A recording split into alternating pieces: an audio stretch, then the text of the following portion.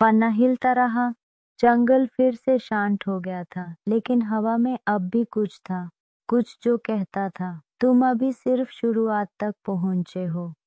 Lira ने आगे कदम बढ़ाए। उसकी आंखों में एक पुरानी थकन थी, जैसे वो इस मोड़ को पहले देख चुकी हो।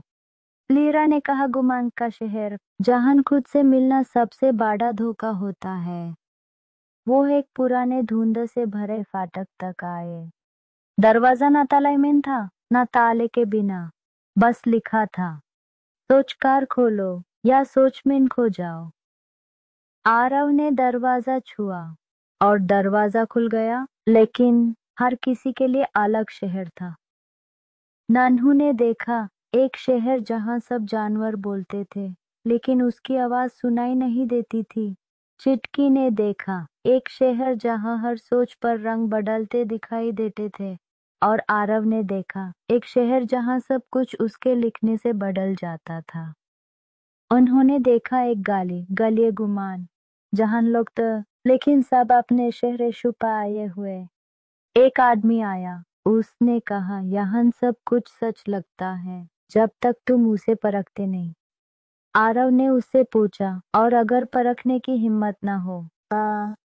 आदमी हंसा। एक आवाज थी जिसमें दरी भी थी, तो झूठ तुम्हारा सच बन जाता है।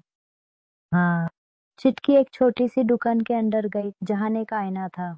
उसने अपना चेहरा देखा, मगर आईने ने कुछ और दिखाया। वो अकेली थी, उसकी यादों से भरी हुई। लेकिन उसका सबसे बड़ा डर, वो एक दिन किसी कहानी में लिखी जाएगी, मगर याद नहीं रहेगी। चिटकी ने आंख बैंड की और कहा, मैं याद रहने के लिए नहीं, याद बनाने के लिए आई हूँ। आईना टूट गया और टूटने पर एक शब्द निकला, विश्वास। नानू और आरव एक चौक पर जा पहुंचे। वहां वक्त रुक गया था। हर घड़ी, हर सांस जैसे किसी ने फ्रीज कर दी हो। और वहां एक लिखा हुआ पेड़ था।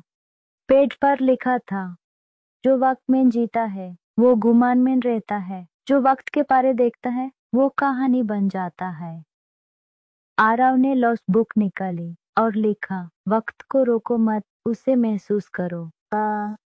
बुक में एक नई लकीर चमकने लगी, और गुमान का शहर धीरे धीरे हकीकत से मिटने लगा। जब तीनों एक बार फिर एक जगह मिले, तो लीरा वहां पहले से खड़ी थी। उसने कहा, तुम सबने अपने अपने गुमान का सामना किया। अब तुम तैयार हो उस जगह जाने के लिए जहां सिर्फ सोच नहीं, यकीन भी इम्तिहान देता है। बुक का अगला सफा हिलता है और लिखा होता है, अगला रास्ता खाली शहर का, जहां हर याद एक परछाई बन जाती है और हर परछाई एक फैसला। वाह। कभी कभी सच जानने के लिए झूठ का रास्ता पार करना पड़ता है, पर सिर्फ तब जब तुम खुद को ना भूलो।